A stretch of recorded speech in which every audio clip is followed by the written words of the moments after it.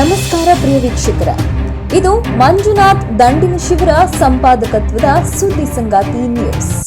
ಜನಪದ ಕಲಾತಂಡಗಳೊಂದಿಗೆ ಬಸವ ಮೂರ್ತಿಯನ್ನು ಹೊತ್ತಂತಹ ವಾಹನ ಈಗ ಸಂಚಾರವನ್ನ ಪ್ರಾರಂಭವನ್ನ ಮಾಡ್ತಾ ಇದೆ. ಎಲ್ಲ ಬಂಧುಗಳು ಕೂಡ ಆಗಮಿಸಬೇಕಾಗಿ ವಿನಂತಿಯನ್ನು ಮಾಡಿಕೊಳ್ತೀನಿ. ಕರ್ನಾಟಕದ ಸಾಂಸ್ಕೃತಿಕ ನಾಯಕ ವಿಶ್ವಗುರು ಬಸವೇಶ್ವರರ ಜಯಂತಿಯನ್ನ ವಚನ ಜ್ಯೋತಿ ಬಳಗ ಆಯೋಜನೆಯನ್ನ ಮಾಡಿದೆ.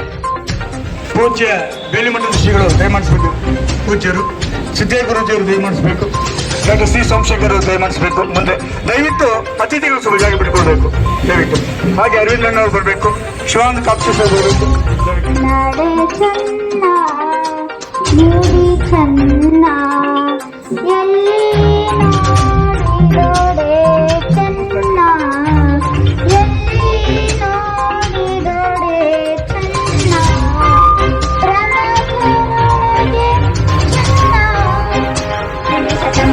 ಇದ್ದವರು.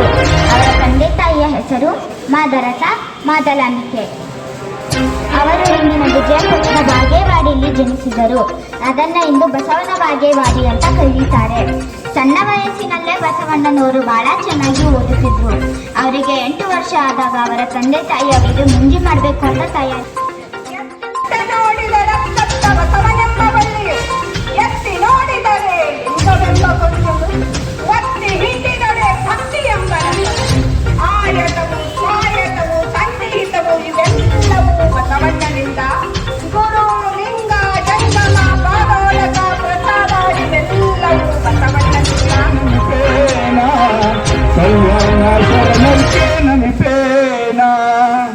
ಈ ನಾಡಿನಲ್ಲಿ ವಿಚಾರ ಕ್ರಾಂತಿಯನ್ನು ಬಿಟ್ಟು ಸಮಾಜವನ್ನು ನಿರ್ಮಾಣ ಮಾಡಿ, ಹೆಣ್ಣಿಗೆ ಸಮಾನ ಸ್ಥಾನವನ್ನು ನೀಡಿ, ವರ್ಗವರ್ಣವನ್ನು ನಿರ್ಮೂಲನೆ ಮಾಡಿ, ಸಮಸ್ತರ ಇದಕ್ಕಾಗಿ ತನ್ನನ್ನು ಅರ್ಪಿಸಿಕೊಂಡ ಮಹಾತ್ಮ ಬಸವಣ್ಣನವರ ಜಯಂತಿ ಎಂದು ವಚನ ಜ್ಯೋತಿ ಬಳಗ ಪ್ರತಿವರ್ಷದಂತೆ ಇಂದು ನಾವು ಬಸವೋತ್ಸವವನ್ನು ಮಾಡ್ತಾ ಇದ್ದೇವೆ. ಅಕ್ಷಯ ತದಿಗೆ ಅಂತ ಏನು ಹೇಳ್ತೀರಿ, ಅದು ಬಸವ ಜಯಂತಿಯೇ. ಅಕ್ಷಯ ತದಿಗೆಲ್ಲ ಅದು ಬಸವ ಜಯಂತಿ. ಬಸವಣ್ಣ ಅವತರಿಸಿದ ಮಹಾ ಒಂದು ಸುದಿನ ಅಂತ ಹೇಳ್ತಾರೆ ಭಾವಿಸ್ತಾರೆ. ಹಾಗಾಗಿ ಮಹಾತ್ಮ ಬಸವಣ್ಣವರಿಗೆ ಎಲ್ಲ ವಚನಕಾರರ ಪುರಾತನರಿಗೆ ನಮ್ಮ ಬಸವಣ್ಣನವರೊಡನೆ ಹೆಜ್ಜೆ ಹಾಕೋಣ ಬನ್ನಿ ಅಂತ ಅನ್ನುವಂಥ ಕಾರ್ಯಕ್ರಮವನ್ನು ಮಾಡ್ತಾ ಇದ್ದಾರೆ. ಇದು ಕೇವಲ ಉತ್ಸವ ಅಲ್ಲ, ಇದು ಬಸವಣ್ಣನವರಂತೆ ನಡೆಯುವಂತಹ, ಅವರ ಅನುಯಾಯಿಯಾಗಿ ಅವರನ್ನು ಅನುಸರಿಸುವಂತಹ ಒಂದು ಒಳ ಪ್ರಜ್ಞೆಯನ್ನ ಜಾಗೃತಗೊಳಿಸುವಂತಹ ಒಂದು ಕಾರ್ಯಕ್ರಮ. ನಾವೆಲ್ಲ ಬಸವಣ್ಣನವರ ಭಾಷಣ, ಅವರ ವಚನಗಳನ್ನ, ಅವರ ವ್ಯವಸ್ಥೆಗಳನ್ನ ಕೇಳಿ ಆಹಾ ಓಹೋ ಅಂತ ಹೇಳಿ ಚಪ್ಪಾಳೆ ತಟ್ಟೋ ಜನಗಳೇ ಜಾಸ್ತಿ ಆಗಿರುವಾಗ, ಅವರ ಜೊತೆಯಲ್ಲಿ ಹೆಜ್ಜೆ ಇಡುವವರು ಮತ್ತೆ ಶರಣ ಪ್ರಜ್ಞೆಯನ್ನ ನಡೆಸುವವರು ಬೇಕು ಅಂತ ಅನ್ನುವಂಥ ಆಲೋಚನೆ ಬಹಳ ಅದ್ಭುತವಾದದ್ದು. ಆ ಲೆಕ್ಕದಲ್ಲಿ ಇವತ್ತು ಒಂದು ವಿಶೇಷವಾದ ಕಾರ್ಯಕ್ರಮ. ಇಲ್ಲಿ ಮಾತಾಡೋದಕ್ಕಿಂತ ಅಪ್ಪ ಬಸವಣ್ಣನವರನ್ನ ನೆನೆಸಿ ಅವರ ವಚನಗಳನ್ನೆಲ್ಲ ನಮ್ಮ ಅಂತರಂಗದಲ್ಲಿ ಜೋಡಿಸಿಕೊಂಡು ಅವರು ಮುಂದೆ ನಾವು ಹಿಂದೆ ಅಂತ ಹೇಳಿ ಅದೇ ಹೆಜ್ಜೆಯಲ್ಲಿ ಹೆಜ್ಜೆ ಹಾಕುವಂತ ಆಲೋಚನೆಯನ್ನ ನಮ್ಮಲ್ಲಿ ಬಿತ್ತಿ ಬೆಳೆದ ವಚನ ಜ್ಯೋತಿ ಬಳಗದ ಈ ಬೆಳಕನ್ನು ನಾವೆಲ್ಲ ಸ್ವೀಕಾರ ಮಾಡಬೇಕು ಅಂತ ಹೇಳಿ ನನ್ನ ಮಾತು.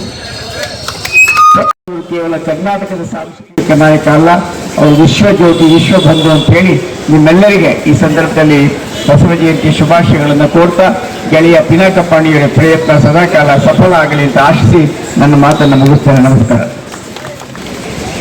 ಅದೇ ಒಂದು ಪಾಠ ಕೊಡ್ತಾ ಇದ್ದಾರೆ ನಮ್ಮ ಪಿನಾಕಪ್ಪಾಣಿ. ಅಲ್ಲೆಲ್ಲ ನೋಡೋದು ಚಿನ್ನವನ್ನು, ಇಲ್ಲಿ ನೋಡಿ ಬಸವಣ್ಣನ ವಜ್ರಗಳನ್ನು ನೋಡಿ. ಬಹುಶಃ ನಿಮಗೆ ಈ ಚಿನ್ನವನ್ನು ಇವತ್ತು ಖರೀದಿ ಮಾಡಿದ್ರೆ ಅದು ಅಕ್ಷಯ ಆಗುತ್ತೆ ಎಂದು ಏನು ಮೂಢನಂಬಿಕೆಯ ಭಾವನೆಯನ್ನು ಬಿತ್ತಿ ಬೆಳೆಸಿದ್ದಾರೆ ನಮ್ಮ ದೇಶದಲ್ಲಿ. ಅದಲ್ಲ, ಇದು ಬಸವಣ್ಣನ ಜೊತೆ ಹೆಜ್ಜೆ ಹಾಕಿದ್ರೆ ಬಹುಶಃ ನಮ್ಮ ಬದುಕೆ ಬಂಗಾರವಾಗ್ತದೆ. ಶರಣಾಗ್ತದೆ. ಜಗಜ್ಯೋತಿ ಬಸವೇಶ್ವರಿಗೆ ದಯಮಾಡಿ ಈಗ ಎಲ್ಲ ಬಸವಣ್ಣ ಹೆಜ್ಜೆ ಹಾಕ್ಬೇಕು ಅಂತ ಕೇಳ್ಕೊಂತೀನಿ. ಅಪ್ಪ ನಡೆಯಪ್ಪ, ಮುಂದಕ್ಕೆ ನಡೆಯಪ್ಪ. ಸಾಂಸ್ಕೃತಿಕ ಕಲಾತಂಡಗಳೊಂದಿಗೆ ಇದೀಗ ಬಸವಣ್ಣನೊಡನೆ ಹೆಜ್ಜೆ